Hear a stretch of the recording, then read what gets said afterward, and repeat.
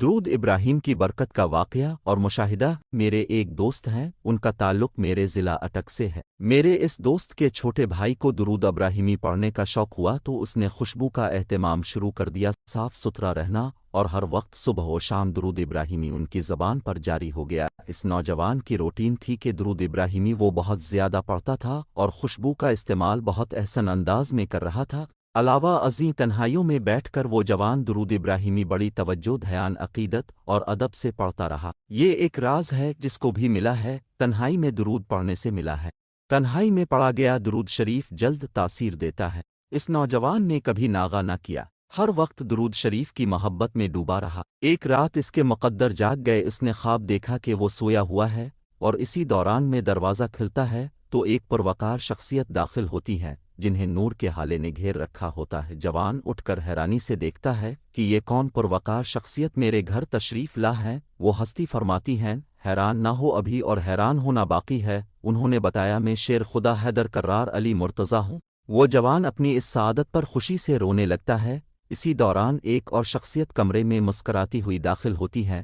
ان کے بارے میں بتایا جاتا ہے یہ سیدنا عثمان غنی ہیں۔ وہ جوان اپنی خوش بختی پر حیران کھڑا ہوتا ہے کہ اسی دوران ایک اور باروب شخصیت داخل ہوتی ہے۔ بتایا جاتا یہ سیدنا عمر فاروق ہیں۔ وہ جوان حیران کہ مجھ گناہگار پر اتنا کرم ہو گیا اور خوشی سے مسلسل اس کی آنکھوں سے آنسو بہنا شروع ہو جاتے ہیں۔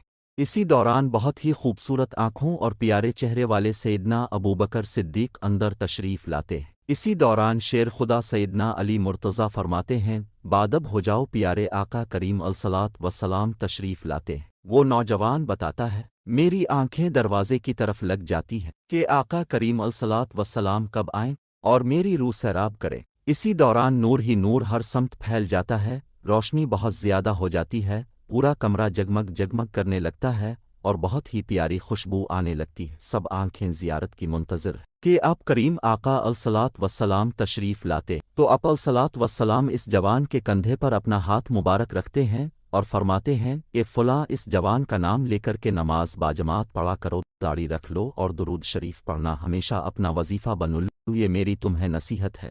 وہ جوان کہتا ہے، جی یا رسول اللہ، جو آپ کا حکم، اور وہ جھکتا چلا جاتا ہے اور اسی دوران خواب مکمل ہوتا ہے۔